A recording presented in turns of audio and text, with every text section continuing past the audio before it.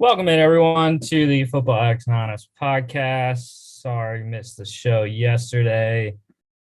I was flying back to Milwaukee um, and couldn't get everything done in time that I wanted to. So we got it today, just me again. I know y'all are probably getting tired of just me shows, but Mark and Chris couldn't be on today. I couldn't find anyone else, so here we go. Relatively short show, but we got to recap all these games, so maybe it'll be a little bit longer than the normal ones that I do by myself. Starting off with college football, we recapped a couple games on the college football bonanza on Friday, so we won't look at those again. We'll look at the ones we didn't get to on the Friday games. UAB, or no, that is not. That is the wrong one. My bad. Wrong show.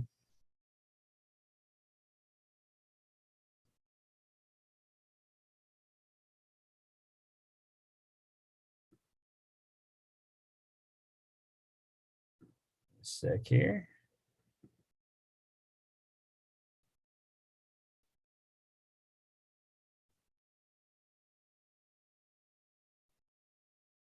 Okay, yeah, never mind. Yeah, that is the right one. Okay. See, I got myself confused. All right, so we had number 21, San Diego State beat Boise State 27-16. San Diego State covered +3. Under 43 hit. Central Michigan beat Eastern Michigan 31-10. They covered -8.5, under 63.5 hit. And Utah State beating New Mexico 35-10. Utah State covers -17. They are in the Mountain West Championship with Boise State's loss. San Diego State also in there with their win over Boise State. Under 48 hit in the Utah State game. Number 16, Iowa beating Nebraska 35-10, 28-21 in a comeback effort there. Iowa +1.5 covered over 41. And now we are on this game. Iowa, by the way, in the Big Ten championship with the Wisconsin loss, which we'll talk about. UAB getting their 8th win of the season over UTEP 42-25. It was the running game, like usual for UAB. Dwayne McBride, almost 100 yards. Jermaine Brown scoring 3 times and 88 yards.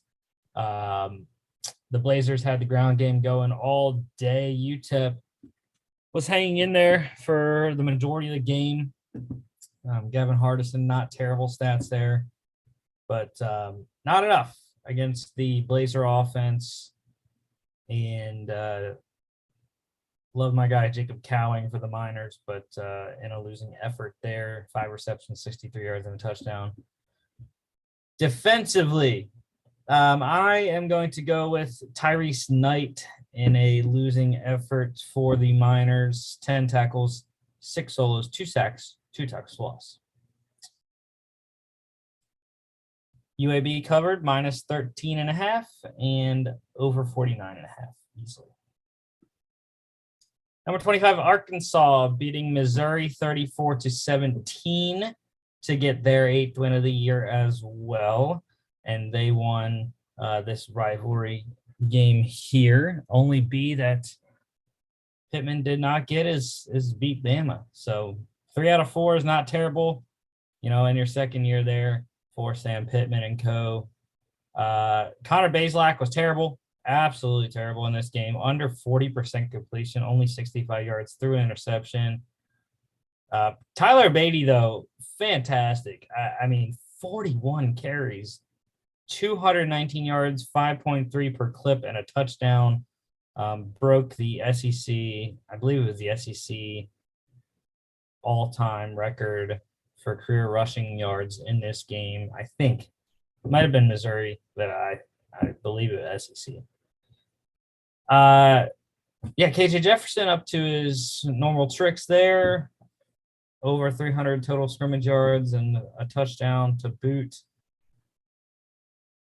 Not much running game from the running backs for the Hogs, but they did enough offensively with Jefferson and Traylon Burks, 7 receptions, 129 yards, and a touchdown. Defensively, I'm going with Hayden Henry, the linebacker for Arkansas, 10 tackles, 7 solos, 1 tackle for loss, 1 pass selection, and 2 QB hurries.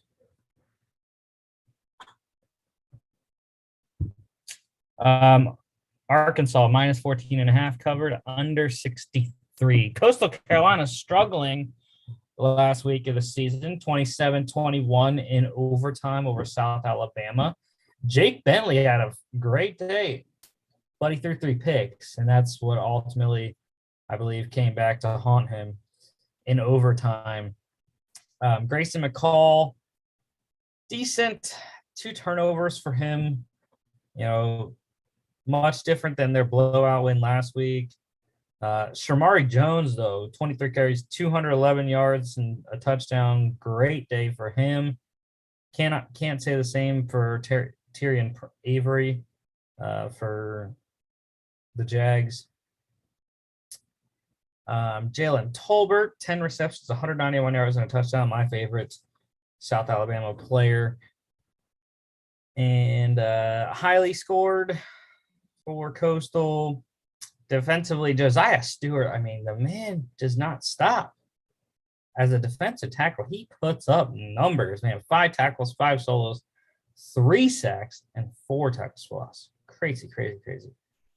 South Alabama cover plus 15, under 55. Number 4, Cincinnati taking care of East Carolina, 35-13. Desmond Ritter, 2 interceptions. They struggled early, pulled away near halftime.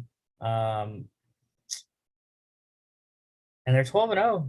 Cincinnati is undefeated in the regular season, playing in the American Athletic Conference Championship this weekend against Houston.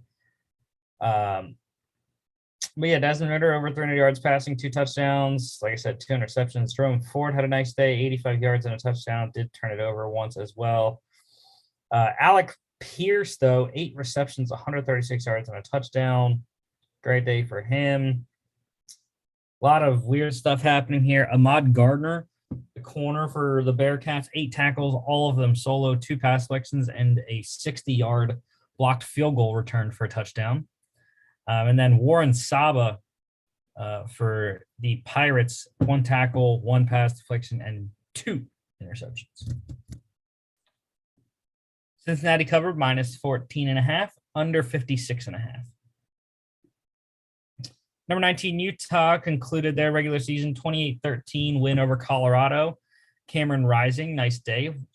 3 touchdowns through the air. Did have an interception. Brendan Lewis, absolutely terrible. Again, another quarterback under 40% completion, under 100 yards passing. The running game was rolling once again for the Utes. Tavion Thomas, 25 carries, 142 yards and a touchdown. TJ Pledger, 13 carries, 103 yards. And nice win for the Utes. Closer than maybe people thought. But for Colorado, corner Nico Reed, 3 tackles, 2 solos, and a 100-yard kickoff return touchdown. Colorado covered plus 24, under 52.5. Number 20, NC State Battle of North Carolina, beating North Carolina 34-30 in a comeback win. Devin Leary, 247, 4 touchdowns, no turnovers. Great night for him in a comeback effort. Like I said, the ground game was going for UNC. British Brooks, 15 carries, 124 yards. Sam Howell, again, 18 carries, 98 yards, and 2 touchdowns, 3 total for him.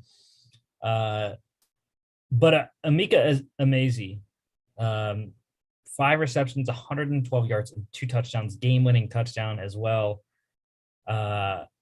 Amazing night for him, an amazing season so far for him as well. And I thought I just threw a unit on North Carolina to come back. They were plus 600 after NC State scored, and I was like, well, why not give Sam Howell a shot? Couldn't come back, but good effort for UNC, and they'll go to a bowl game for Mac Brown. Defensively, a lot of stuff to pick from here. You had wide receiver C.J. Riley for NC State. They blocked a punt, and he recovered the ball in the end zone for a touchdown. I am going to go on the losing side. Actually, yeah, I'm going to go on the losing side, though. Tamon Fox, great season, 6 tackles, 3 solos, 2.5 sacks, 2.5 tackles for loss.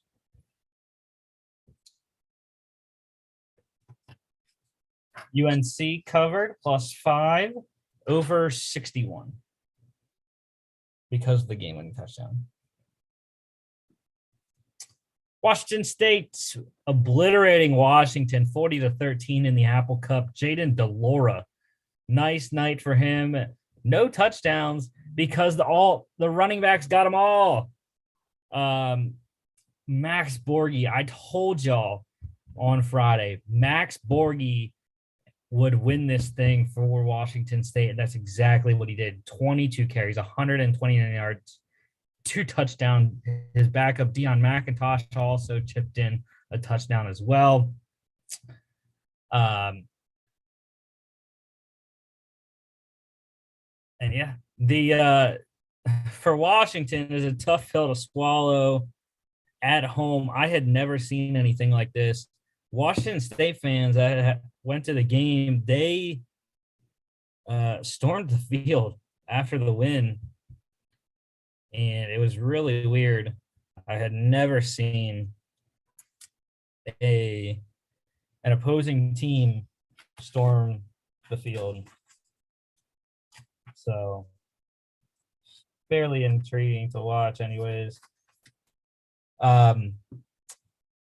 Hard night for Sam Heward, his first start as a true freshman. 4 interceptions. I believe 2 of them weren't his fault, though. Tipped passes, kill you every time.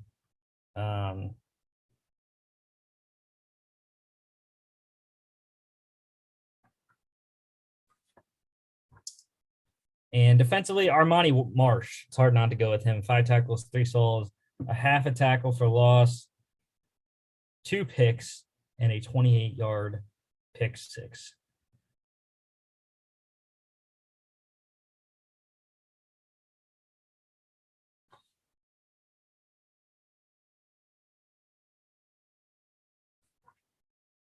Washington State covered -1 over 45. Easily. Maybe not easy. Go damn Dogs. Number 1, Georgia, 45-0 shutout over Georgia Tech. Stetson Bennett again. Just fantastic. 255, 4 touchdowns, no turnovers. Right. Kenny McIntosh scored once. He was the leading rusher on the day. We had Dejon Edwards score a touchdown. Brock Bowers again, 3 receptions, 100 yards, and 2 touchdowns. A just miraculous season for this true freshman tight end, man. Absolutely crazy. Crazy stats for him. And he's not on the Mackey finalist list somehow.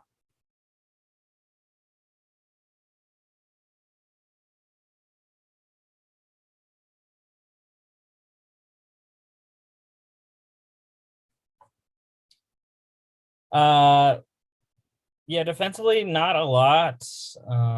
But I'm gonna go with Nakobe Dean. 6 tackles, a solo, half sack, half tackle for loss, and 2 QB carries. Georgia covered -35.5, under 54.5. The game. Number 5 Michigan finally gets it done in the Harbaugh era. 42-27, drubbing over number 2 Ohio State in the big house. Cade McNamara didn't have to do anything. He said, Hassan Haskins said, I got you, bro. I'm going to take it. 28 carries, 169 yards, and a rivalry record 5 rushing touchdowns for Mr. Haskins in this game.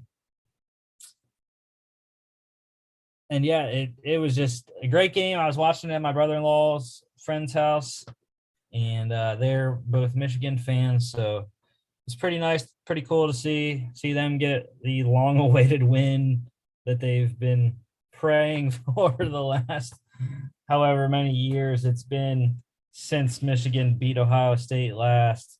So, good for them.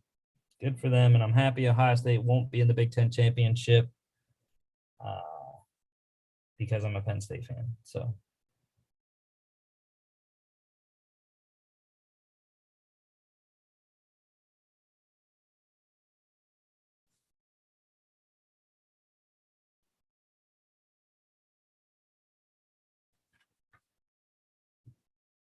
CJ Stroud did have a good day though. 394, 2 touchdowns, little under 70% completion on 49 attempts. Trayvon Henderson over 128 total yards from scrimmage, 2 touchdowns. Jackson Smith and Jigba, 11 receptions, 127 yards.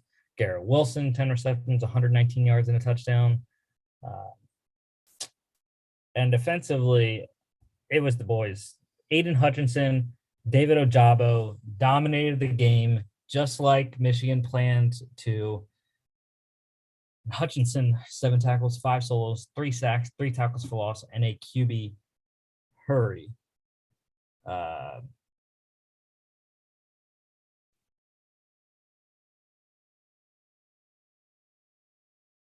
Really just outstanding game plan from Harbaugh and company, and got it done. So Michigan plus 6.5 over 64. Number 8, Baylor. They are in the Big 12 championship game. 27-24 win over Texas Tech in Lubbock. Difficult game. Very difficult. A lot closer than everyone thought, including myself. But Donovan Smith for Texas Tech kept a minute, 262 and 2 touchdowns, 1 turnover there. Blake Shapen, 254 and 2 touchdowns, no turnovers for him. But the running game, Abram Smith, once again, 30 carries, 117 yards and a touchdown. Ebner, also a great receiving day for him, 4 receptions, 118 yards and a touchdown. Travis Kuntz for Texas Tech, the tight end, 5 receptions, 117 yards and a touchdown. And defensively, I'm going to go with Colin Schooler for Texas Tech, actually. 10 tackles, 6 solos, 2 pass deflections, and 2 QB hurries. Texas Tech plus 14, under 51.5 by a half a point. Number 18, Wake Forest, finishing up their campaign, 41-10 blowout over Boston College. They are in the ACC title game against Pitt. Sam Hartman, nice day, 236, 3 touchdowns. Did have a pick, but he also ran one in as well. Phil Jurkovich, what a terrible day. 3 of 11, 27.3%, 19 yards, touchdown, 2 picks. Also fumbled it once. I mean, it was just a terrible day for Boston College at home on their last game of the regular season. They're going to go bowling. A.T. Perry scored twice there. And yeah, defensively, I'm going with Luigi Villain for the Demon Deacons. 4 tackles, all of them solo, 2 sacks, 2 tackles for loss, and 2 QB hurries. Wake Forest minus 6.5 covered, under 64. Number 24, Houston, blowout win at UConn, 45-17. Clayton Tune, nice. 301 yards, 4 touchdowns, no turnovers. Great day for him. Cannot say the same for Steven Krajewski there. Under 50% completion, 79 yards, a touchdown, ran 8 times for 53 yards. Yeah, the passing game was going nicely in this one. Jake Herslow for Houston, 5 receptions, 111 yards and a touchdown. Jeremy Singleton as well for the Cougars, 5 receptions, 100 yards and a touchdown. And Nathaniel Dell scoring twice as well for Houston. Defensively, Malik Dixon for UConn, 8 tackles, 5 solos, 37-yard pick, 6. And then I'm also going to highlight DeAnthony Jones for Houston, 3 tackles, all of them solo, 2 sacks, 2 tackles for loss, and a QB hurry. My guy Marcus Johnson has four pass deflections in this game as well. So another great game for him.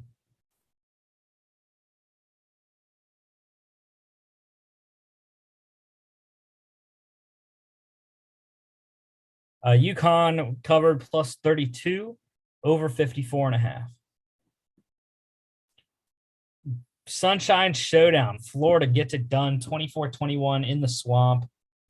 Jordan Travis struggled passing the ball a little bit, got injured in the first half, but 17 carries, 102 yards, and a touchdown on the ground. That was the difference for them. Difference for Florida was a quarterback change. Emory Jones was terrible in the first half. 3 interceptions.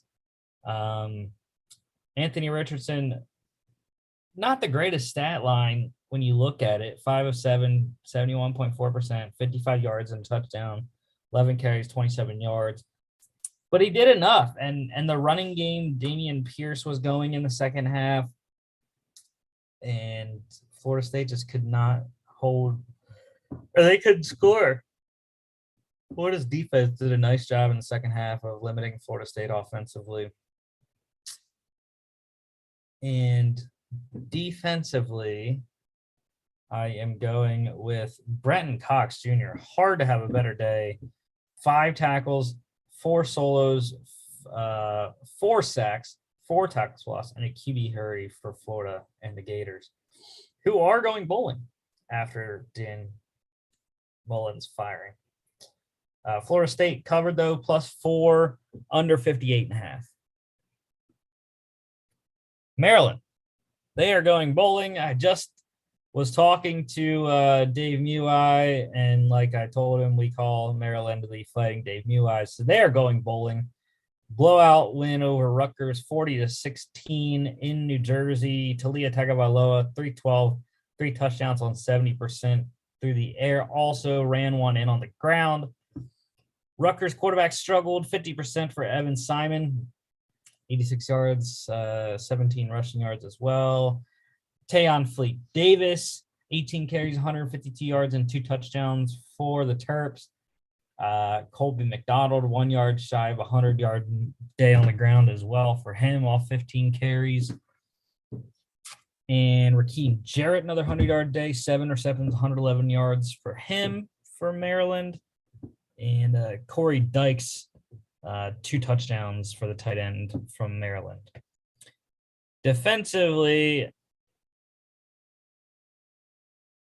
I'm going to go with Jacorian Bennett for Maryland. 5 tackles, all of them solo, 1 sack, 1 pass deflection, and 1 pick. But I also got to note Keyshawn Abraham for Rutgers, 2-point blocked extra point returned.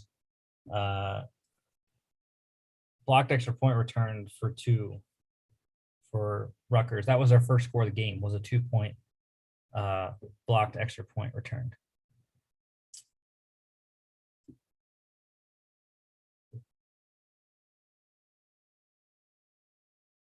Maryland plus 2 covered, over 53.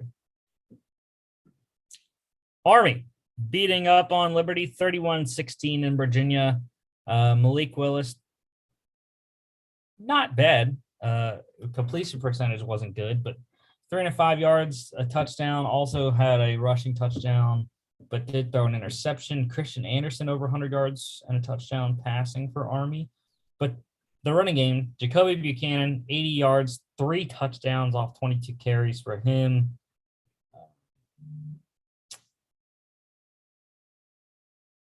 And yeah, CJ Daniels for the Flames, 8 receptions, 118 yards. Defensively, I'm going with Eric Smith, 7 tackles, 5 solos for Army, 1.5 sacks, 2.5 tackles for loss.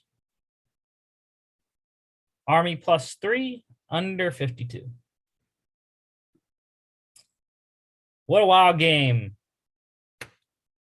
for the MAC East division championship.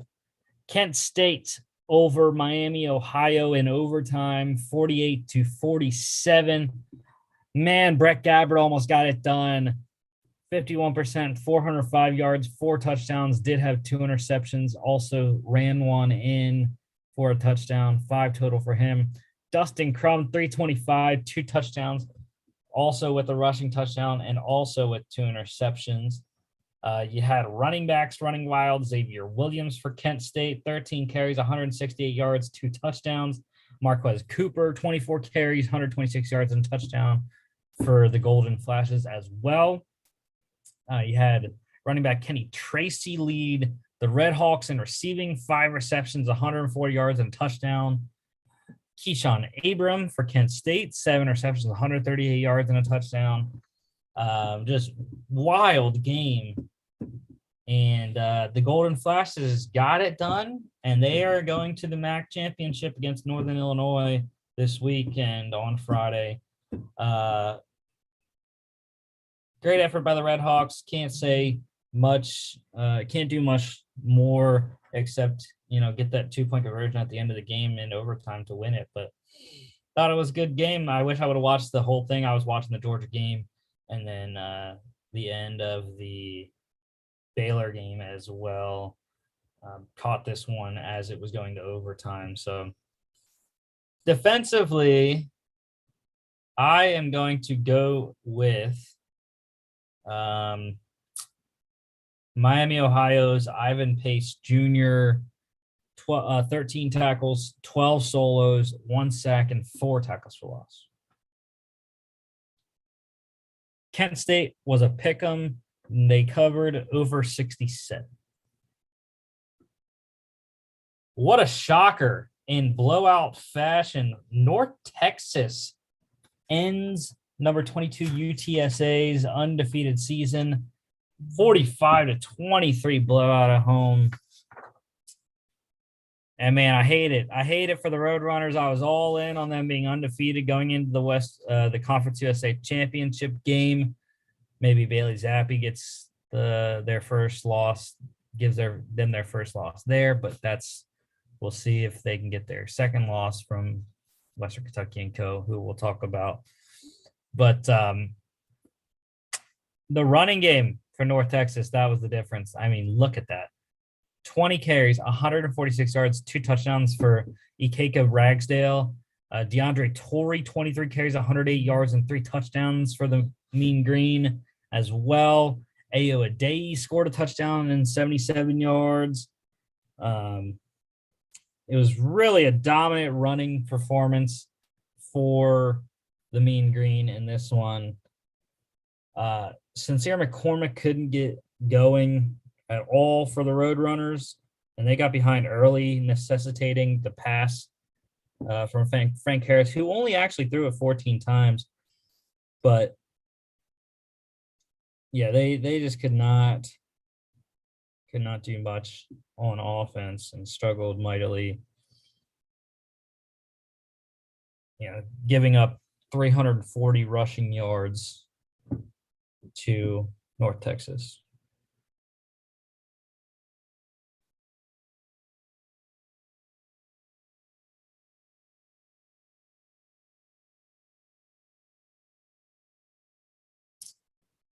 So, yeah. Sincere McCormick, 12 carries, 60 yards there. So not terrible, 5 yards per carry, but not the leading rusher, as was Brendan Brady. Defensively, Grayson Murphy, the Murphy brothers for North Texas, crazy days for them. 5 tackles, 3 solos, 3 sacks, 3 tackles for loss, and a QB hurry from Grayson Murphy. Gabriel Murphy pitched in 2 tackles, both solos, 1 sack, 2 tackles for loss, a pass deflection, and a QB hurt. North Texas plus 8.5, over 59.5. Old Dominion is going bowling. The Monarchs get the win, 56-34 over Charlotte. Hayden Wolf, despite 2 interceptions, 328, 3 touchdowns here. Chris Reynolds for Charlotte also throwing 2 interceptions and fumbling twice. So that's 4 total turnovers for him. Not a good day, but good effort there. Blake Watson for the Monarchs, 18 carries, 106 yards, and 2 touchdowns on the ground. Nick Saldivari for Old Dominion had a rushing touchdown as well as an offensive lineman. Ollie Jennings for Old Dominion, 9 receptions, 252 yards, and 3 touchdowns. Ridiculous game for Ollie Jennings. And defensively, I got to go with Charlotte's Luke Martin, probably. I don't know. There's 2 defensive touchdowns here, so I'll highlight both. Luke Martin for Charlotte, 9 tackles, a half a tackle for loss, 1 pass deflection, 1 pick, and an 8-yard and pick 6. And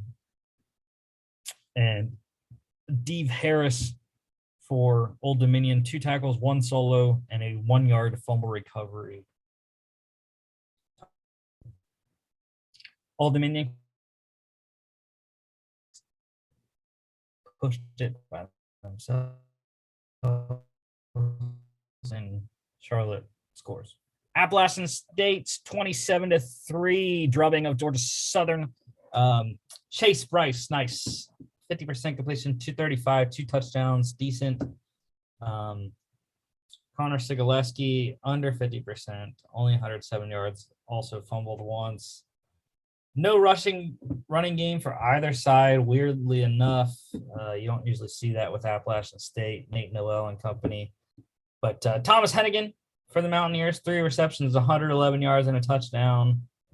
And they also got help on special teams. Jalen Virgil, 1 reception, 13 yards, and a 97-yard kick return touchdown. Brendan Harrington is my defensive player of the game. 5 tackles, 3 solos, 1 sack, 2.5 tackles for loss, 2 pass deflections, and a QB hurry for the Mountaineers. Georgia Southern did cover, though, plus 24.5 by a half, under 55. Hawaii is going bowling, beating Wyoming 38-14. Wyoming just blew out. Who was it last week? They just blew out.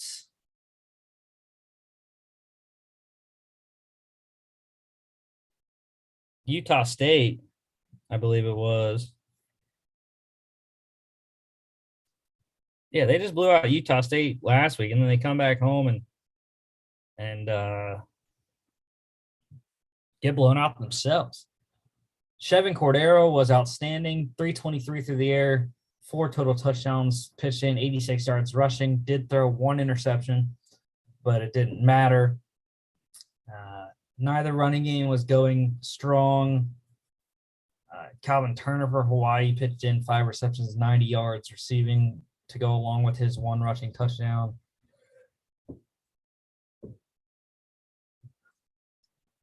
Stephen Fisco, running back for Hawaii, 2 receptions, 51 yards, 2 touchdowns there. Defensively, not a lot, but the guy that's always on Hawaii games, Darius Muasau, 8 tackles, 5 of them solo, 1 sack, 1.5 tackles for loss. Hawaii plus 13, over 48.5. The Iron Bowl, number 3 Alabama squeaks it out in quadruple overtime over Auburn, 24-22. Bryce Young struggled. It was a tough day against the Auburn defense, but came down 3-17, 2 touchdowns, 1 pick, and he let them back. Down 10-0, about 8 minutes to go, got a field goal. Scored their last touchdown with the game-tying touchdown with like 10 seconds or something like that, 15 seconds to go in the game, and did enough in overtimes to get the win and keep their chances alive for the college football playoff, playing number 1 Georgia this weekend in the SEC championship game. John Mechie, nice night for him. 13 receptions, 150 yards, and the game-winning 2-point conversion on a nasty nasty route that he had.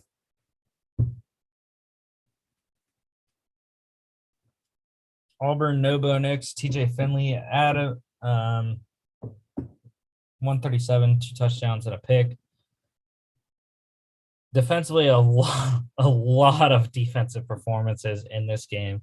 Starting out, Roger McCreary all night for Auburn was patrolling the secondary, 7 tackles, 6 of them solo, 4 pass deflections. Then let's go down to Derek Hall, their leading pass rusher of the game, 6 tackles, 3 solos, 3 sacks, and 3.5 tackles for loss. And then last guy I want to mention, TD Moultrie for Auburn as well, 4 tackles, 2 solos, 1 sack, 1.5 tackles for loss, and 4 QB hurries. Auburn covered plus 20.5, under 57. The Civil War, number 11, Oregon, beating Oregon State 38-29 in Eugene. Chance Nolan did almost all he could, man. 3 total touchdowns, had an interception, but 308 yards passing. Anthony Brown, no turnovers here, 3 total touchdowns, 275 through the air, 83 on the ground. Travis Dye, 20 carries, 99 yards and 2 touchdowns for the Ducks. Devin Williams for Oregon, receiving 6 receptions, 110 yards and a touchdown. And yeah, I was hoping, for the Beavers to come back. I placed a little, I placed a half, a unit on the Oregon State comeback. They got an onside kick even and got another touchdown. They just couldn't get enough of them to come the whole way back.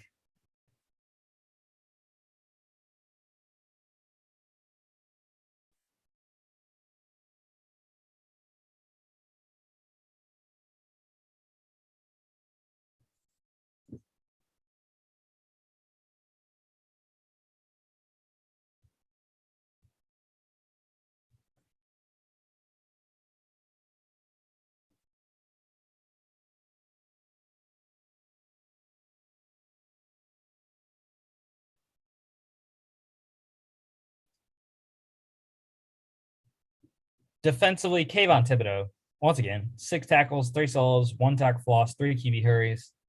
And then Oregon covered minus 7.5 over 61.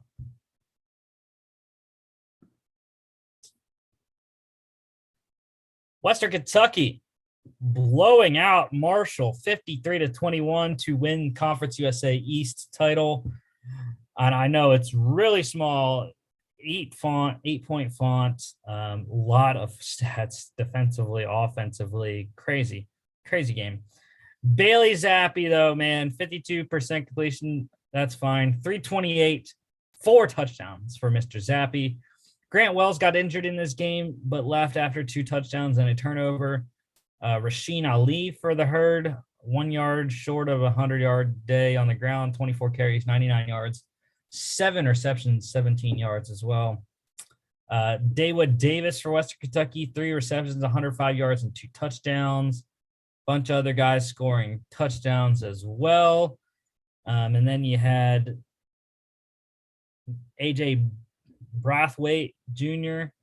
For Western Kentucky. He had a tackle, 43-yard kick return touchdown. Davion Williams for the Hilltoppers as well. 1 tackle, 1 solo, and a 45-yard pick 6.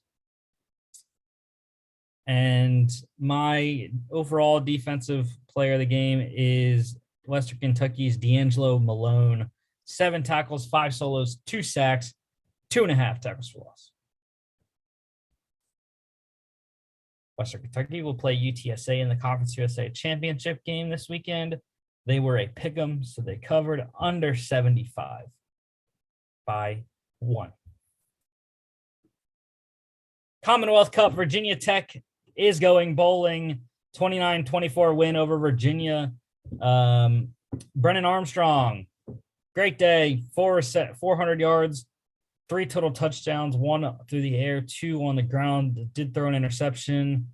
Braxton Burmeister, though, what a weird day. 141 yards passing, 1 touchdown, no turnovers, 12 carries, 115 yards on the ground, and then also caught a 3-yard touchdown from Tavion Robinson, the Virginia Tech wide receiver there, who also had 3 receptions, 89 yards and a touchdown.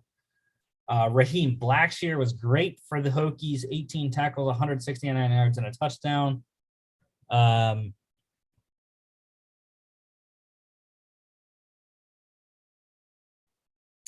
And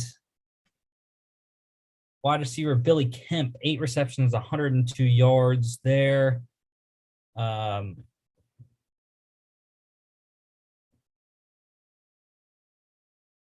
Defensively, I'm going with Virginia Tech's Tay Daly, 9 tackles, 6 solos, 2 pass deflections, and a pick.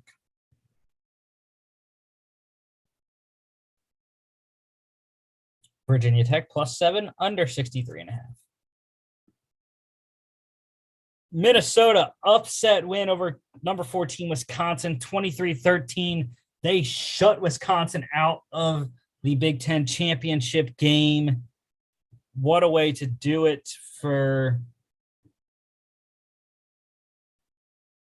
PJ Fleck and co. They get their 8th win of the year. Tanner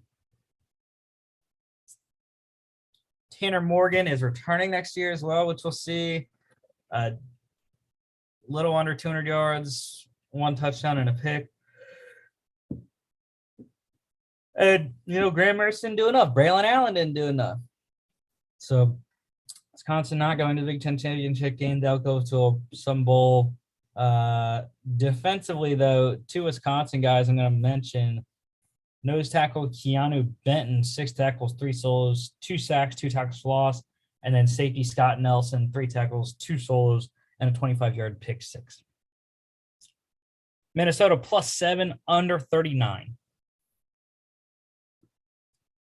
Tulsa with an upset. They are going bowling, are the Golden Hurricanes. 34-31 win over SMU. Mordecai struggled with 2 interceptions, 298, 1 touchdown as well. Davis Brent, similar stat line, 244, 1 touchdown, 2 picks. And, Tulsa did just enough, I guess. It's very similar statistics all around. A lot of rushing touchdowns in this game. Josh Johnson for Tulsa, though, 6 receptions, 117 yards and a touchdown. Defensively, Anthony Goodlow for Tulsa, 4 tackles, 3 solos, 1.5 sacks, 1.5 tackles for loss. Tulsa +6.5, over 62.5. Battle of Louisiana. Louisiana getting it done, 21-16 over UL Monroe. Levi Lewis, not a great day, 163 passing, 20 rushing, and a touchdown.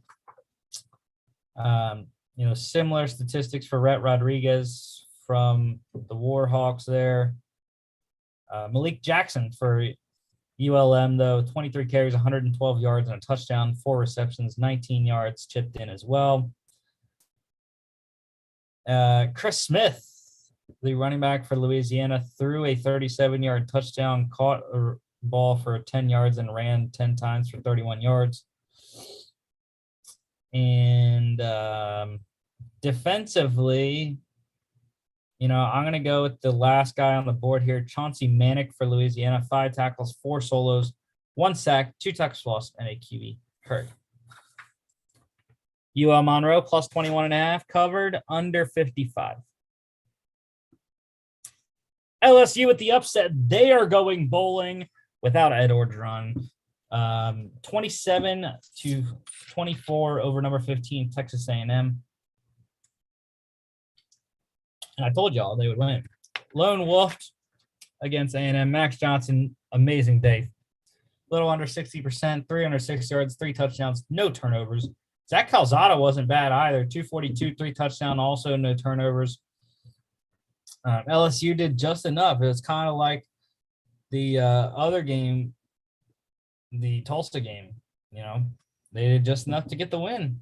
And Jerry Jenkins, a big part of that, 8 receptions, 169 yards, and 2 touchdowns. Jalen Preston for the Aggies, also scoring twice, receiving, and a lot of defensive stats. I'm going to talk about all these guys. Why not? Damone Clark, always on LSU games, 10 tackles, 7 solos, 2.5 sacks, 3.5 tackles for loss, and a QB hurry. Damani Richardson for A&M, 7 tackles, 5 solos, 1 sack, 2 tackles for loss, 2 pass deflections. You had defensive end BJ Ojulari for LSU, 5 tackles, 5 solos, 2 tackles for loss, 2 QB hurries. And then, I mean, what a game for defensive lineman Michael Clemens from A&M, 4 tackles, 3 solos, 3.5 sacks, 3.5 tackles for loss, a pass deflection, and a QB hurry as well. All outstanding defensive performances for those men. LSU, though, +6, over 46.5. Mid-Tennessee is going bowling, 27-17 win over FAU. Nkosi Perry, 328, 2 touchdowns, did turn it over once. Split quarterbacks for the Blue Raiders of Mid-Tennessee. Mike DiLiello, 131 touchdown, also had a rushing touchdown there. LeJonte Wester for FAU, 14 receptions, 95 yards, though. 6.8 per catch. Yusuf Ali for Mid-Tennessee, 5 receptions, 95 yards as well. And defensively, a couple standouts here. Jordan Ferguson for Mid-Tennessee, 9 tackles, 3 solos, half a sack, 2 tackles for loss, and a 71-yard fumble return for touchdown. And defensive tackle Zaylen Wood for Mid-Tennessee as well. 1 tackle, half a sack, half a tackle for loss, and a 6-yard receiving touchdown for the big man there. Mid-Tennessee +3.5, under 49.5. West Virginia is going bowling, 34-28 win over Kansas. Close one for the Mountaineers, but they got it done.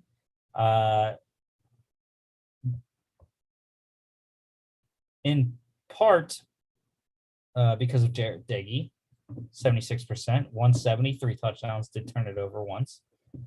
His counterpart, Jalen Daniels, did not have a good day, 249, 1 touchdown, also had a rushing touchdown, but 2 picks there. But the ground game for the Mountaineers was where it was at. You know, Letty Brown, 19 carries, 156 yards and a touchdown, did fumble it once. Chipped in 3 receptions for 15 yards. His running mate, Tony Mathis Jr., as well, 22 carries, 118 yards, and pitched in 2 receptions for 5 yards as well. Luke Grimm, the wide receiver for the Jayhawks, 4 receptions, 105 yards. And Winston Wright Jr. for West Virginia, 2 receiving touchdowns here. Defensively, Gavin Potter for Kansas, 10 tackles, 6 solos, 1.5 tackles for loss, and a 28-yard pick 6.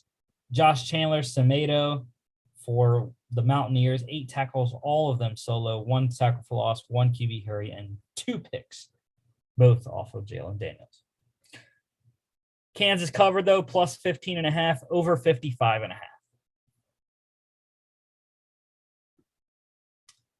Bedlam. What a game. Oh, my Lord. This was crazy. Number 7, Oklahoma State, getting it done, 37-33 over number 10, Oklahoma. They kicked the Sooners out of the Big 12 championship game, and their coach with it. Caleb Williams, 252, 3 touchdowns through the air, fumbled it once on the ground as well in a losing almost comeback effort.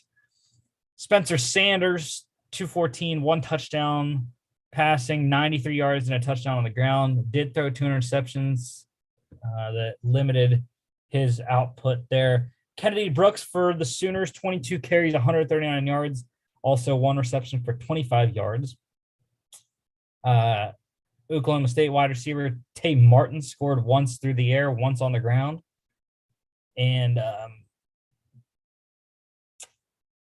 his receiving mate, Brendan Presley, 3 receptions, 40 yards, did muff a punt that Oklahoma recovered, but he made up for it 100-yard kick return touchdown.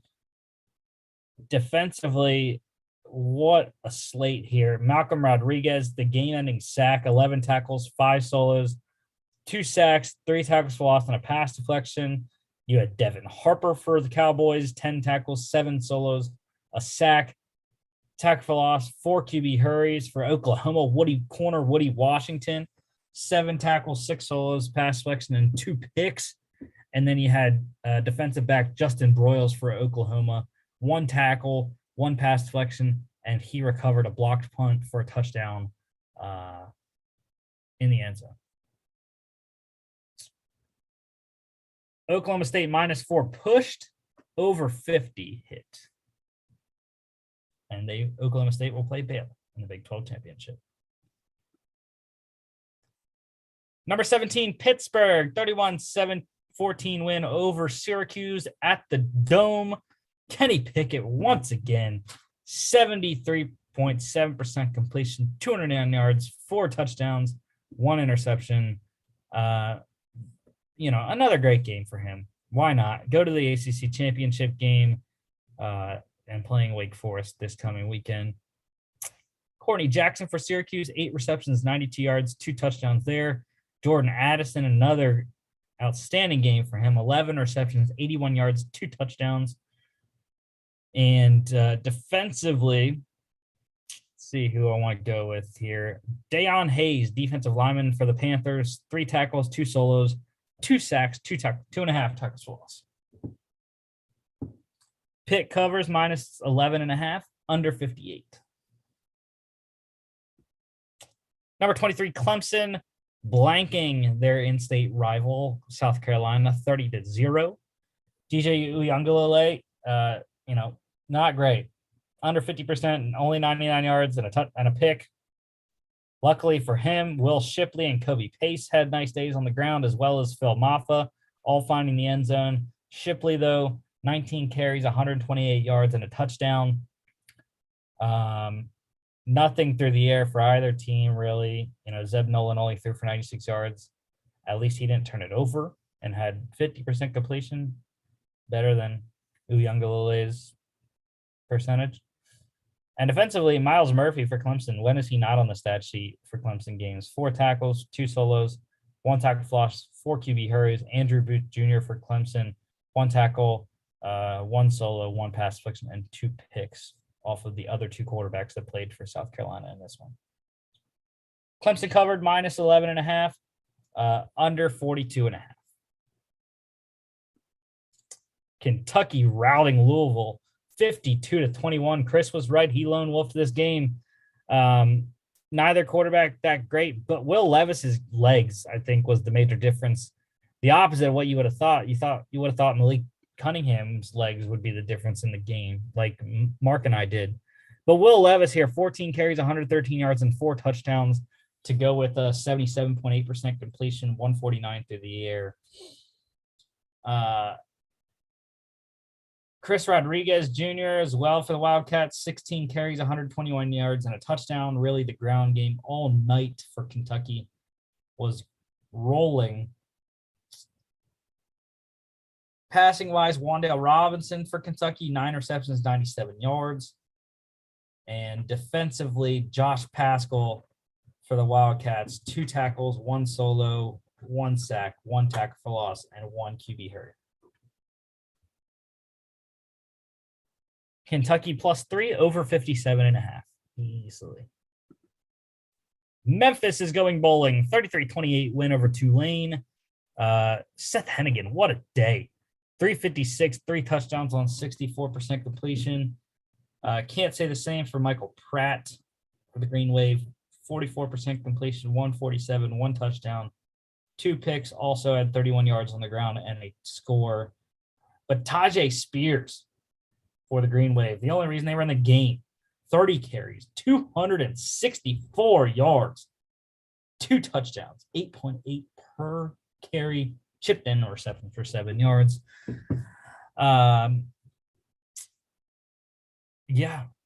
Really, Tajay Spears, amazing game. Same with Seth Hennigan on the opposite side. Defensively, I am going with Jalen Monroe for Tulane. 5 tackles, all of them solo, and 4 pass deflections. Tulane covered plus 5.5.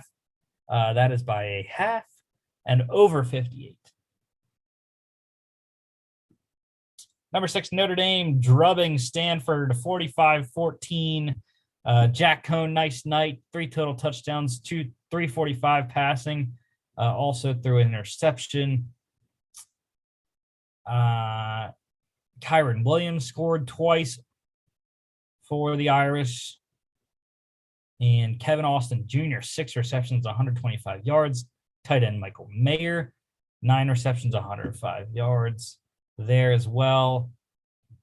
And defensively, Kendall Williamson for Stanford safety. 6 tackles, 3 solos, 1 sack, and 2 tackles for loss. Notre Dame covered minus 21, over 53. Number 13, BYU gets it done, 35-31 at USC. Jaron Hall, it was weird. BYU was rolling in the first half, came out in the second half, struggled early, got it done at the end, though. Jaron Hall, 276, 2 touchdowns, 2 picks, 26 yards rushing as well. Jackson Dart, nice night, no turnovers, 248 and 2 total touchdowns, 1 passing, 1 rushing. But Tyler Algier, man, both running games actually were really good. 21 carries, 111 yards, 2 touchdowns, 5 receptions, 35 yards as well. And then USC's Vave Malapai, 20 carries, 99 yards, and a touchdown, 2 receptions, 9 yards there. Defensively, Caleb Hayes for BYU, 3 tackles, 2 solos, and 3 pass deflections. USC did cover, though, plus 8.5, over 65.5. By a half. All right, let's get the FCS playoffs here. First round games. Number 24, Holy Cross, getting it done in a close one. Low scoring, 13-10 over Sacred Heart. Matthew Saluka, 171 and a touchdown. Also 23 carries, 90 yards for Saluka there. Marquez McCray, not a good day for Shoe. Sacred Heart here, 78 yards off 50% completion. And yeah, not much going on in this game. Jalen Coker for the Crusaders, 5 receptions, 103 yards and a touchdown. And then Shamir Collins for Sacred Heart with an interception. Sacred Heart covered plus 15.5, under 40.5. And Holy Cross now moves on to play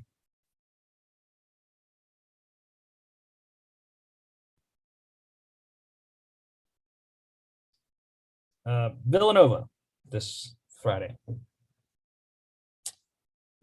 All right, number 10, Kennesaw State, 48-21 blowout over Davidson. Xavier Shepard, 115 yards passing, 1 touchdown off 26.7% completion. Ridiculous. So very low. But he scored 4 times on the ground, did fumble it once, which is fine. Louis Colosimo for the Bobcats, not great. 53.8% completion, 59 yards and a pick. Dylan Sparks for Davidson, though, 15 carries, 107 yards and a touchdown. Also fumbled it once. And defensively, though, that's where it was weird. Markeith Montgomery for the Owls of Kennesaw State with an interception. Chance Gamble, the defensive back for them as well, 63-yard punt return touchdown. And then for Davidson, linebacker Jalen Jefferson, 45-yard fumble recovery return for a touchdown. Kennesaw State covered minus 23 over 57.5. And Kennesaw State travels to East Tennessee State, this Saturday. Number 13, Incarnate Word in overtime, 35-28 over number 20, Stephen F. Austin. Cameron Ward, I told y'all this is why I was picking the Cardinals, because he is a beast. 72.2% completion off 54 attempts, 328 yards, 4 touchdowns, also with a rushing touchdown, no turnovers for Cameron Ward. Trey Self for the Lumberjacks here, 243, 3 touchdowns, but he threw 2 interceptions.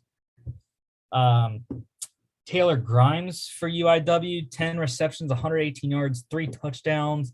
You had Xavier Gibson for Stephen F. Austin, 6 receptions, 101 yards.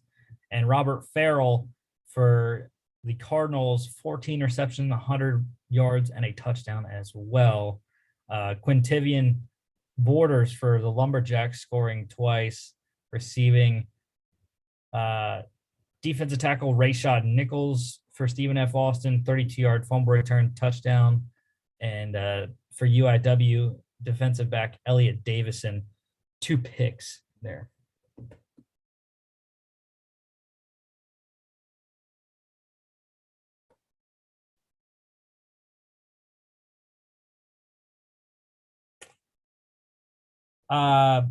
Incarnate Word minus 2.5. They covered over 57 hits.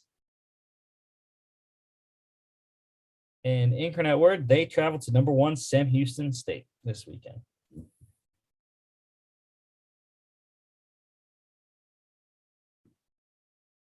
Number 11 South Dakota State beating up number 14 UC Davis, 56-24. Hunter Rodriguez struggled mightily.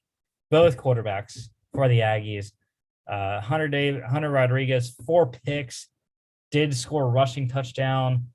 The other quarterback, Miles Hastings, he threw 2 interceptions as well as a passing touchdown.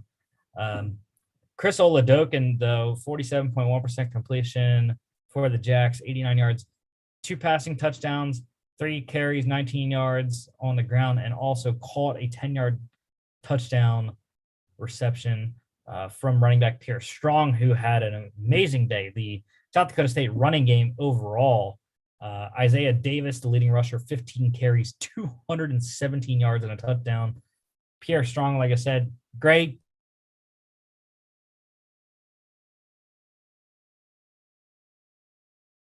And like I said, threw a 10-yard touchdown to quarterback Chris Oladokin there. Offensive lineman Gus Miller for South Dakota State also ran a touchdown in. And defensively, what a day for corner Dallas Beanham for the Jacks. 3 picks and a 59-yard pick 6 off of one of them. Linebacker Adam Bach for the Jackrabbits as well, a 39-yard pick 6. Corner Don Gardner had a pick for South Dakota State. And defensive end Cade Tervier also with an interception for the Jackrabbits. South Dakota State minus 17 covered over 48.5 easily by themselves. And they now will go to Sacramento State this weekend.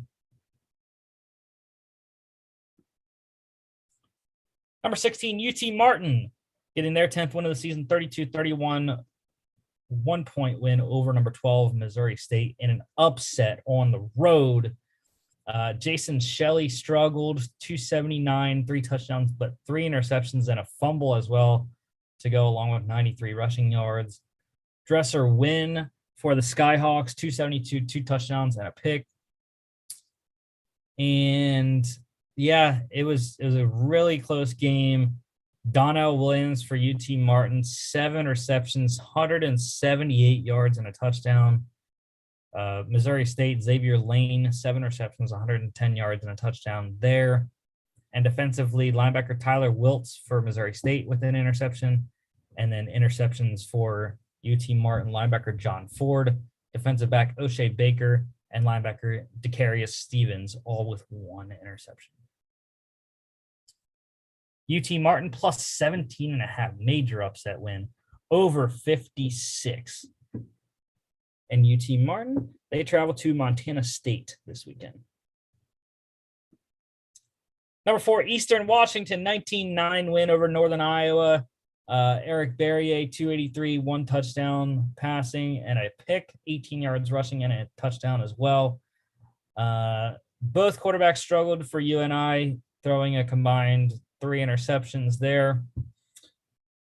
Freddie Roberson for Eastern Washington, 5 receptions, 127 yards. Running back Sam Schnee for UNI, 8 receptions, 118 yards and a touchdown.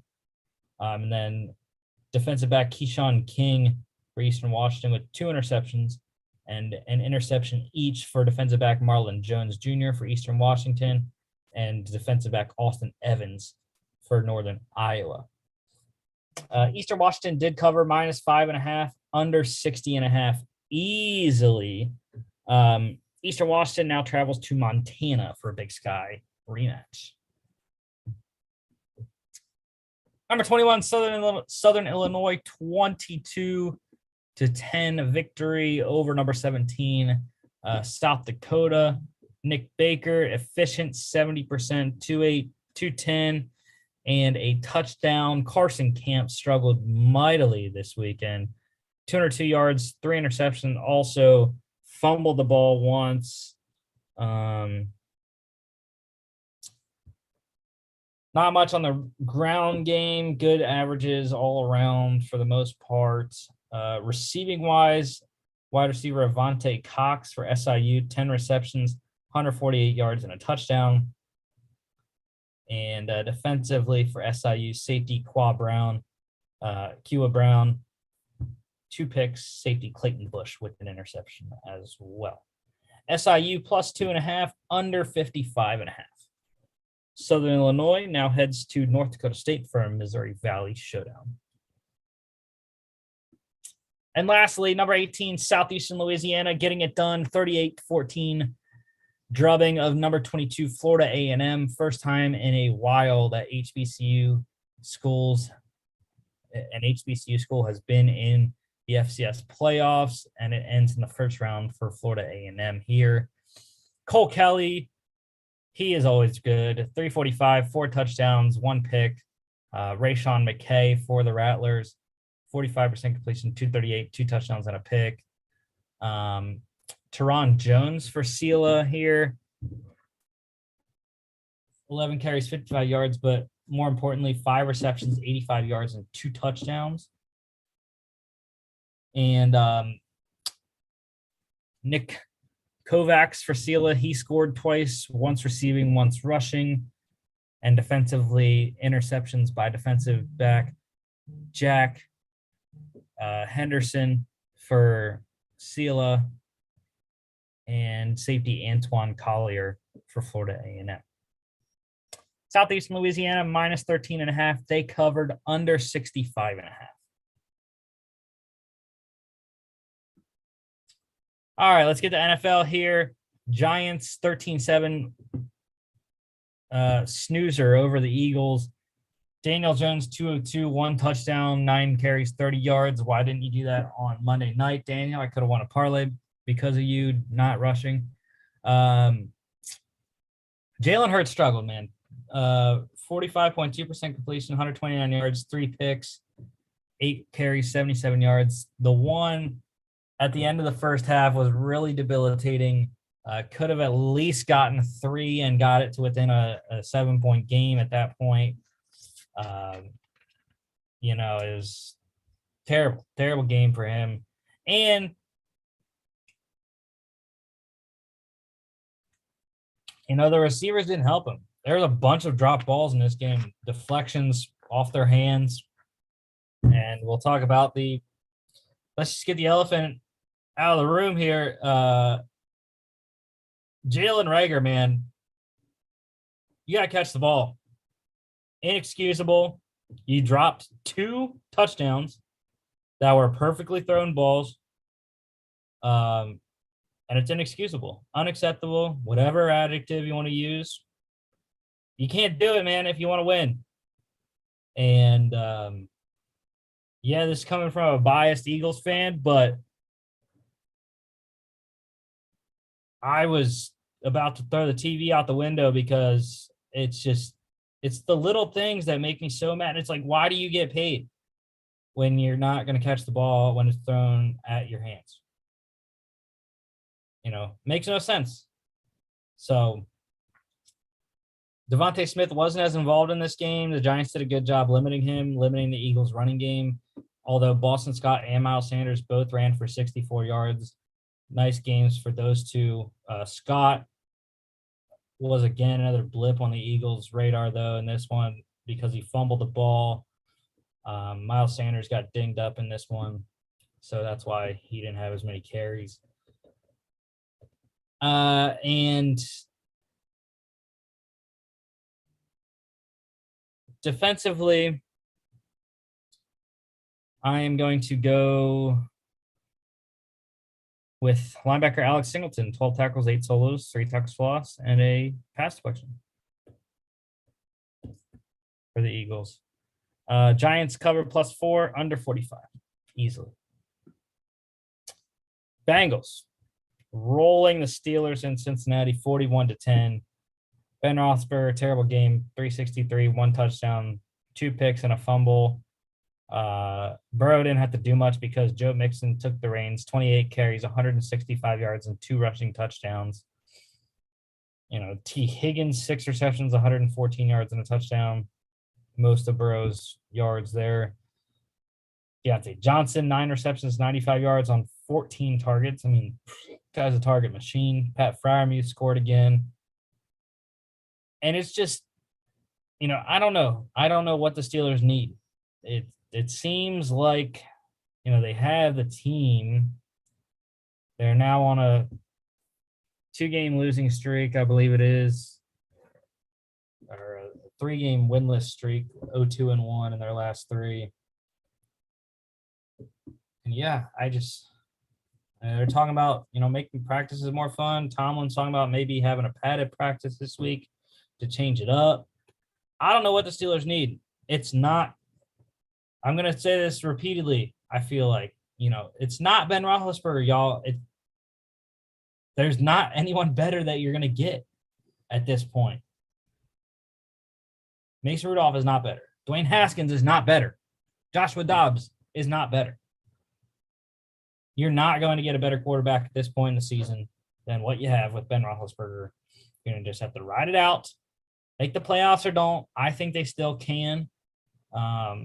They're not in a bad position by any means. It's a game and a half back of the Bengals for second place. They're 2.5 games back from the Ravens. We're going into week 13. So that means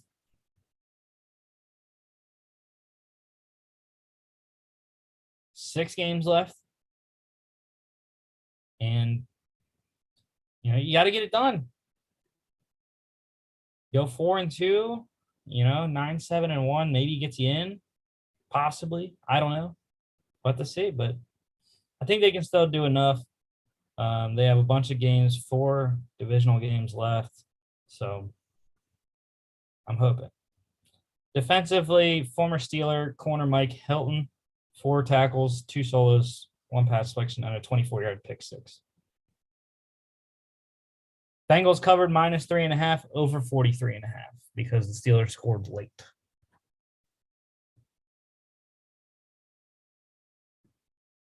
Dolphins killing the Panthers 33-10 in Miami. Tua, decent day, 230 and a touchdown. But Cam, tough thing to watch here. 23.8% completion was absolutely ridiculous. 92 yards, 2 picks. He had a rushing touchdown that tied it at 7 early. That was after the blocked punt returned for a touchdown by corner Justin Coleman for the Dolphins. 2 yards, blocked punt, return touchdown there. And the Dolphins defense was, all day just outstanding. Myles Gaskin ran in for 2 touchdowns for Miami. Jalen Waddle, 9 receptions, 137 yards and a touchdown on 10 targets. DJ Moore also with 10 targets, but only 4 receptions, 103 yards there. Defensively, take your pick. I'm going to go with rookie Jalen Phillips, though. 4 tackles, 3 solos, 3 sacks, 3 tackles lost, a pass deflection, and 4 QB hurries, though.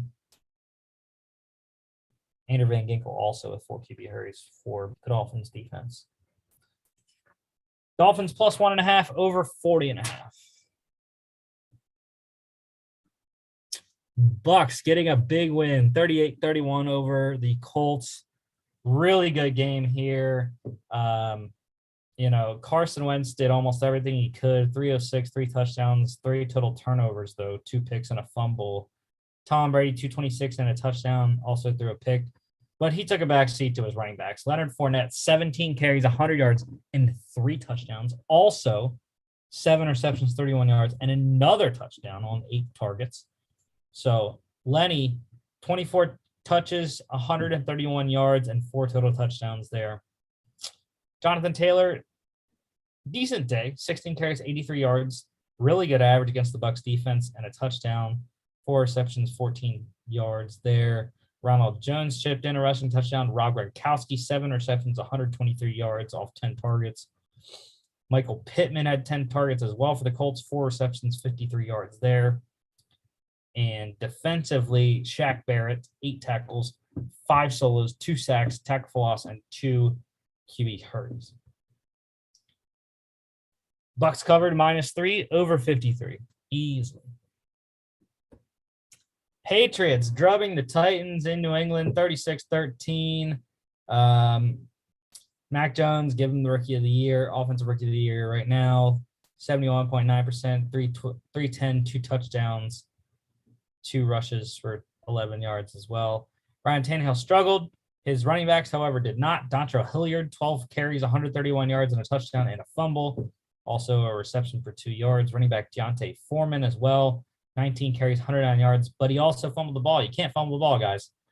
1 reception, 3 yards. They just set up New England. You see there, 2 fumbles and a pick 3 times. Set them up with short fields. So you can't do that against the Patriots, man. You expect to win. And receiving wise, wide receiver Jacoby Myers, 5 receptions, 98 yards, 8 targets there. Kendrick Bourne, 5 receptions, 61 yards, 2 touchdowns off 6 targets. And defensively, I'm going to go with the last guy, Derek Roberson for the Titans. 4 tackles, 3 solos, half a sack, 2 tackles for loss, and 3 QB hurries. QB hits. Patriots cover -7 over 43.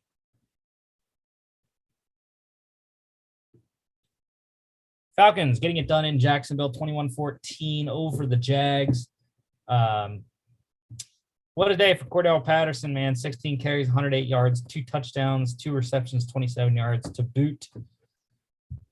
Quarterbacks were decent, 228, a touchdown and a pick for Trevor Lawrence. Also ran for 39 yards. Matt Ryan, 109 yards, touchdown and a pick as well.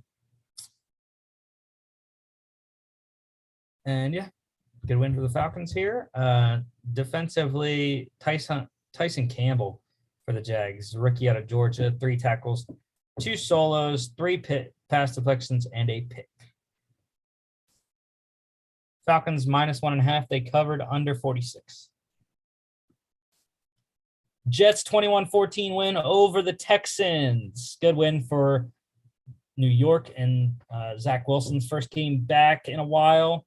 145 and a pick for him, but he did score a rushing touchdown for New York. Tyrod Taylor, 158, 2 touchdowns and a pick. Also had 30 rushing yards there. And let's see, defensively, what a day for John Franklin Myers for the Jets. Defensive end, 3 tackles, all of them solo. 2 sacks, 2 tackles for loss, pass deflection, 2 QB hits, and a pick.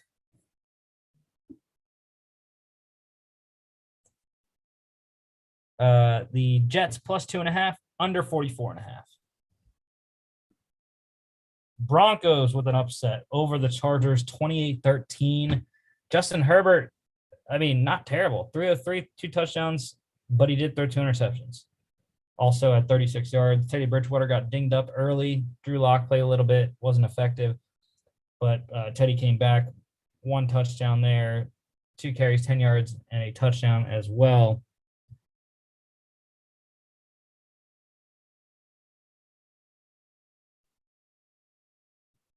Teddy with 129 yards passing. Good rushing stats for the Broncos running back, 17 carries, 83 yards for Melvin Gordon, 1 reception, 5 yards. Javonte Williams, 14 carries, 54 yards and a touchdown, 3 receptions, 57 yards. Keenan Allen, 7 receptions, 85 yards for the Chargers and off 10 targets. And defensively, a lot of great performances. Derwin James, 7 tackles, 5 solos, 2 tackles for loss, pass deflection, a QB hit, and a pick. Patrick Surtain was even better, though. Rookie for the Broncos, 5 tackles, 4 solos, 2 pass deflections, 2 picks, and a 70-yard pick six. Broncos +3, under 47. Packers, big win over the Rams, 36-28 in Green Bay. Aaron Rodgers, magnificent, 307, 2 touchdowns, also ran one in as well. Matthew Stafford, not bad either, 302, 3 touchdowns, but he turned it over twice, a pick and a fumble. Packers defense played very well throughout the day. Devontae Adams, 8 receptions, 108 yards on 9 targets. Cooper Kupp, 7 receptions, 96 yards off 10 targets. And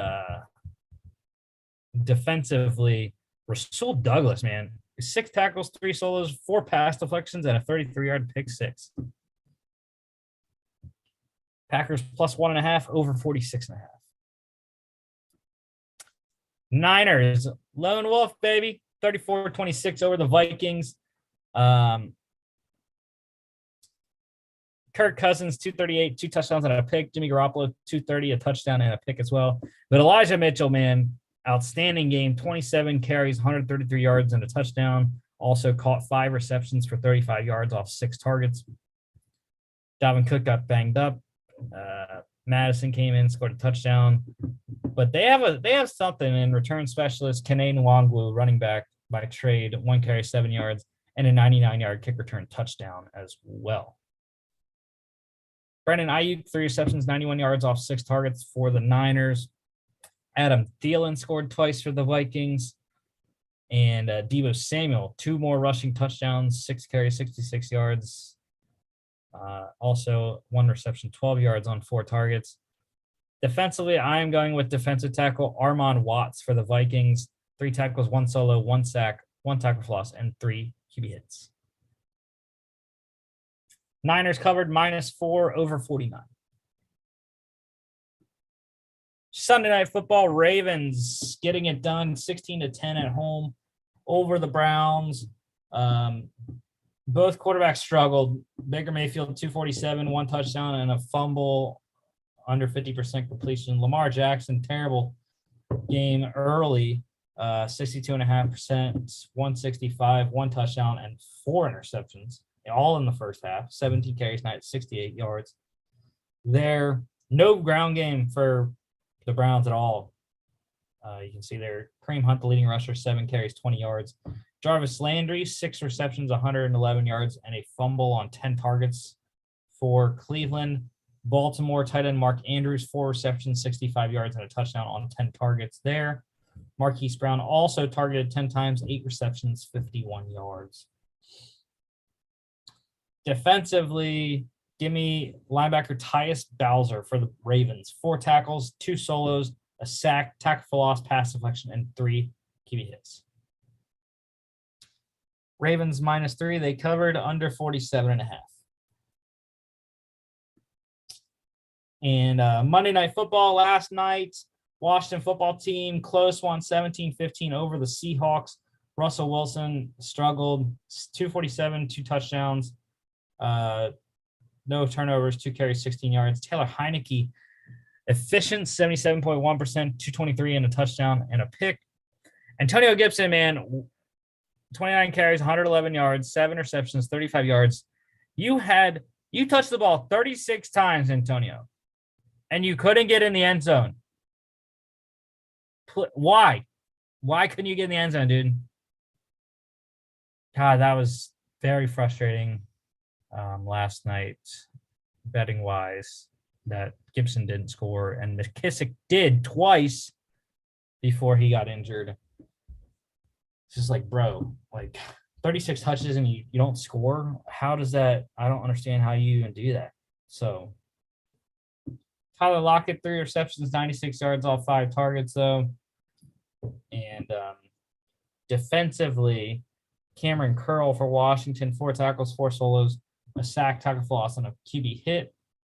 And defensive end Rasheem Green for the Seahawks, 2 tackles, a solo, and interesting, just like we had in the Rutgers game, Rasheem Green blocked an extra point and returned it for 2 to tie it at 9 for the Seahawks at halftime. Washington football team plus 1.5, under 46.5. All right, NCAA news, a lot going on, man. It's coaching carousel time in the NCAA.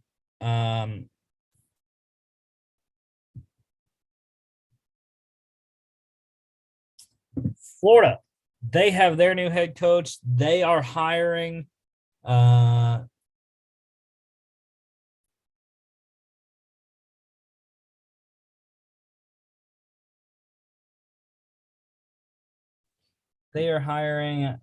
Louisiana head coach Billy Napier to replace Dan Mullen.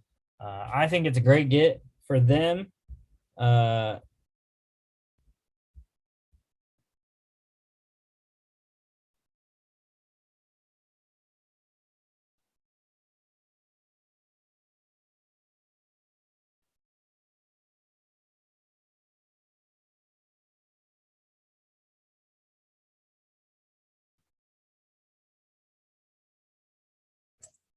And I think it's going to be a good move for Florida going forward there with Billy Napier. Really good coach. 11-1 Louisiana going to the Sun Belt Championship game once again this year to play Appalachian State. USC, what a saga for them.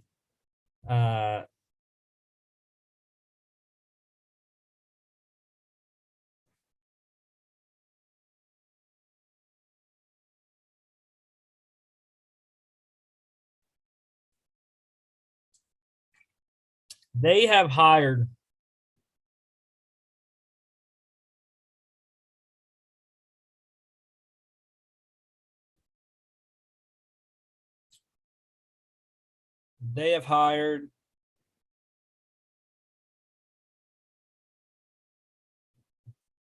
Oklahoma head coach Lincoln Riley is going west to Southern Cal.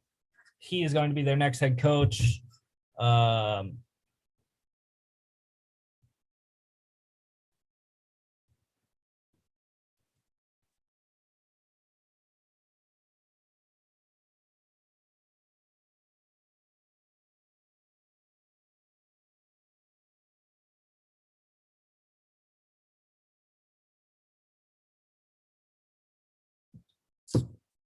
Great get for USC. I think he's bringing a lot of people with him, including defensive coordinator Alex Grinch, wide receivers coach Dennis Simmons, director of operations Clark Stroud, and strength coach Benny Wiley, all going to USC with Coach Riley. So, yeah, it's an interesting move. It opens up Oklahoma. They're going to the Big 12 in a couple of years, so we'll have to see who they can get. But his contract is absolutely ridiculous. $110 million. USC is buying both of his houses in Norman for $500,000 over asking price for each of them. That's $1 million bonus for Lincoln Riley. So that he had 2 houses because they were moving and they were finishing up their new house. So that's why he has 2 houses in Norman. USC is buying him a $6 million house in LA. And they are also giving him unlimited use of their private jet 24/7 for his family. So that is just, I guess it's too hard to pass up for Lincoln Riley. So, and by the way, Oklahoma is targeting Cardinals head coach Cliff Kingsbury as a candidate for their opening now. So that's an intriguing name to watch. Kingsbury has 1 year left on his Arizona deal. So LSU also making a splash. They hired Notre Dame head coach Brian Kelly. He is attempting to or he did attempt already to bring defensive coordinator Marcus Freeman with him as the highest paid defensive coordinator in college football. We'll see if that happens or not. I would have to think that Marcus Freeman is in a good spot to ascend to the head coaching position if that's what Notre Dame wants. That's where Notre Dame wants to go. If not, then I think why not Marcus Freeman going to Baton Rouge with Brian Kelly. But it's weird. It was weird. Notre Dame was recruiting at the highest level they had ever had so far under Brian Kelly, and they could be in the college football playoff. I hate that that's an option, but I think that they do have a legit shot. We'll have to see where they rank tonight. But it would be an intriguing situation going into the college football playoff without your head coach. Might be a little bit disheartening, but you got to play. You got to play the game. So we'll have to see how that situation shakes out. But I do like the analogy to Nick Saban going to LSU. Nick Saban went to LSU with no ties to the South and had coached in the Big Ten predominantly for most of his career until he went to LSU. And Brian Kelly is kind of the same way. He had been to Notre Dame for a while, coached at Central Michigan, and doesn't have any ties really to the South. So I can see that analogy, but let's see how it works out. Virginia Tech today, they have their new head coach. It is Penn State defensive coordinator Brent Pry. I mentioned, I think weeks ago that, Brent Pry should be on coaching candidate lists, and here he is. He got a job heading down south a little bit to Blacksburg, Virginia, with the Hokies, and he was a Virginia Tech grad assistant in 1999, I believe it was. So he is a little bit familiar with Virginia Tech there.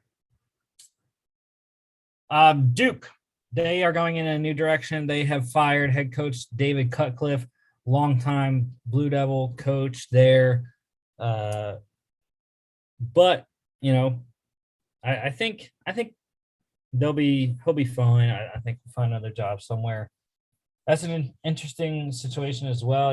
Duke's never been that great at football. They had their years back in the late 2000s and whatnot, but let's see who they get.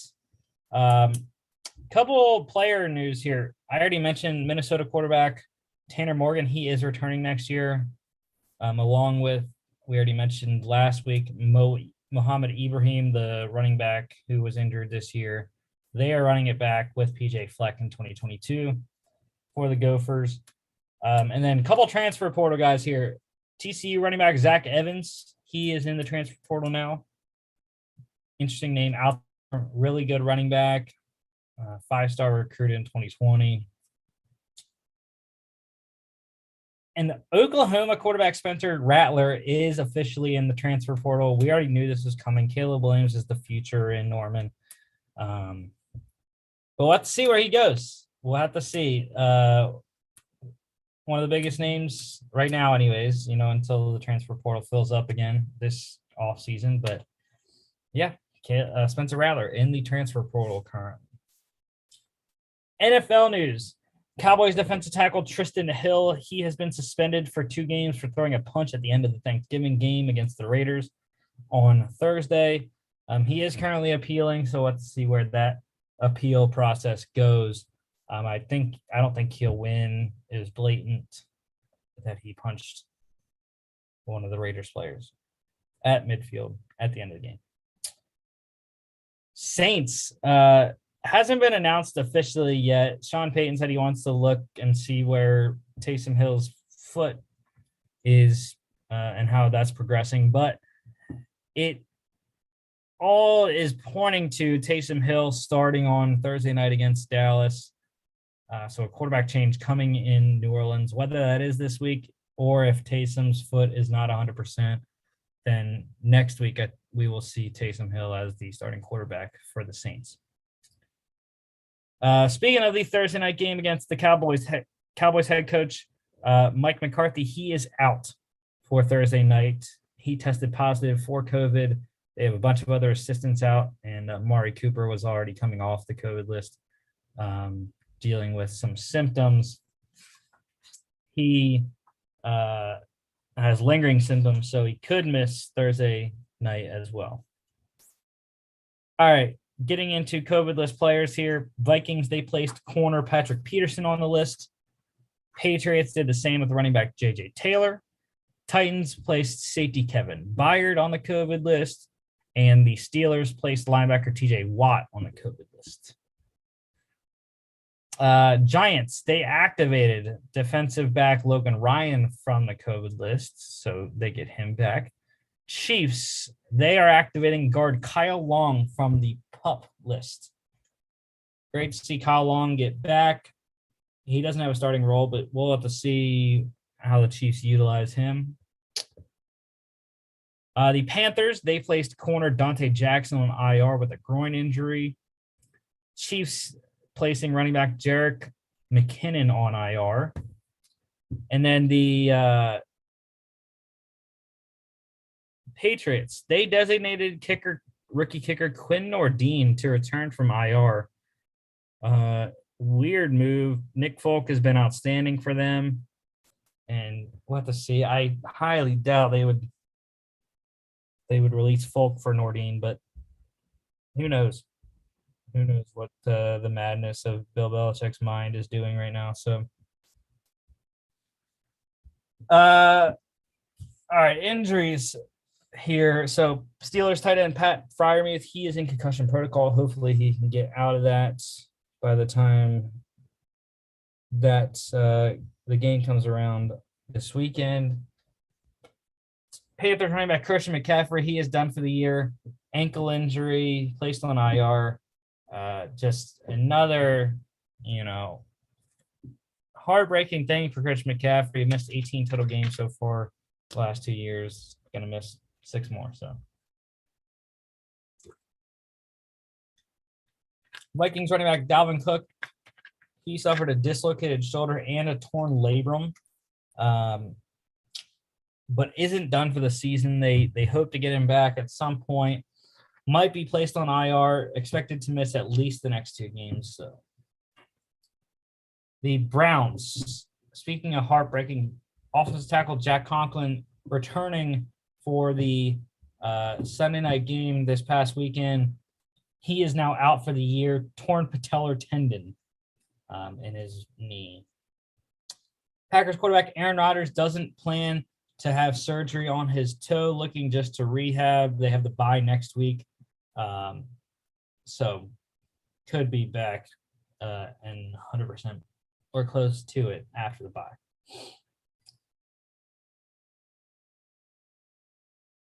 Jags tight end Dan Arnold. He has a grade 2 MCL sprain. He is out for the year, or could be out for the year. 4 to 6 weeks is the timetable for Dan Arnold. Or no, the Packers have a bye this week. So,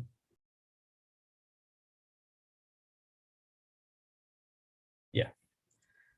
But yeah, Dan Arnold could be out for the Jags the rest of the year, 4 to 6 weeks. Hopefully he comes back.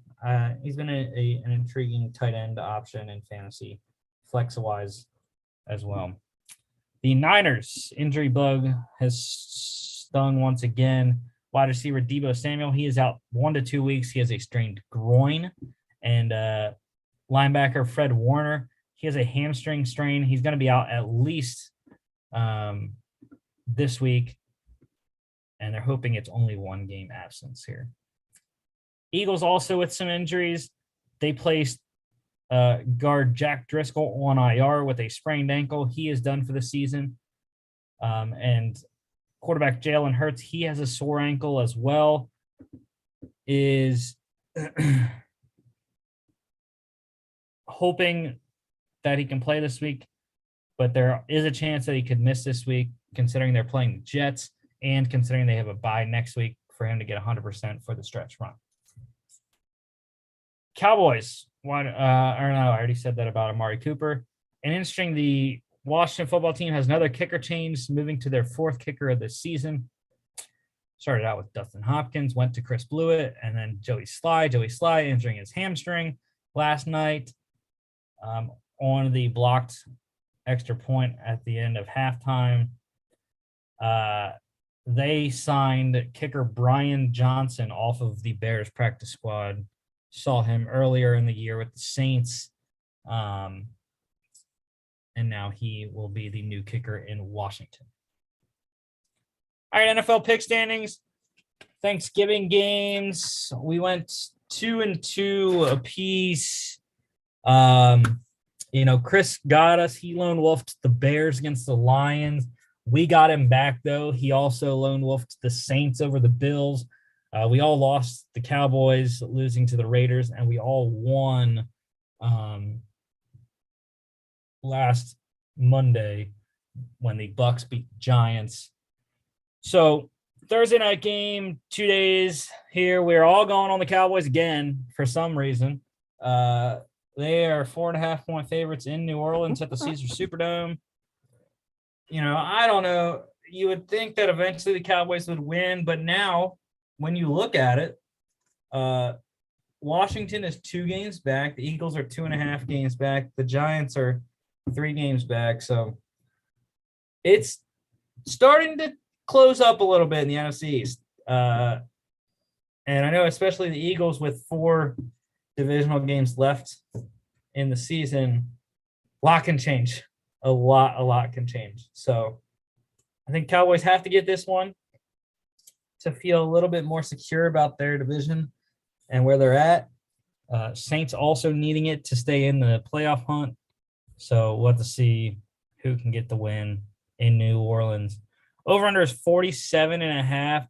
I'm going over. I think the Cowboys look at what the Bills did on Thanksgiving night and try to replicate that.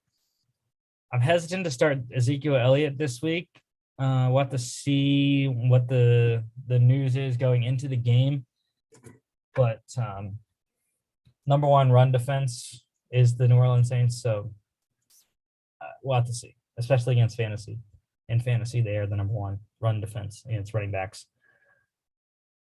8:20 on Fox and NFL Network. All right, next Monday, we'll be back regular season week 14, actually. That's supposed to say week 14. We'll be recapping all of the games as usual. Conference championships this weekend for college. And we will also be previewing the Monday night game, Patriots at the Bills, massive AFC East showdown there. And then a battle of playoff teams on the bubble, Steelers at the Vikings, both trying to push to get into the playoffs in their respective conferences there. So that is all for today. Thank you all for watching. Don't forget to follow us on all our social media at FAA Podcast on Instagram and Twitter. FAApodcast.com is our website. Check us out here on YouTube and Facebook, as well as Spotify, Apple Podcasts, iHeartRadio, and whatnot. Thank you, and we will see you for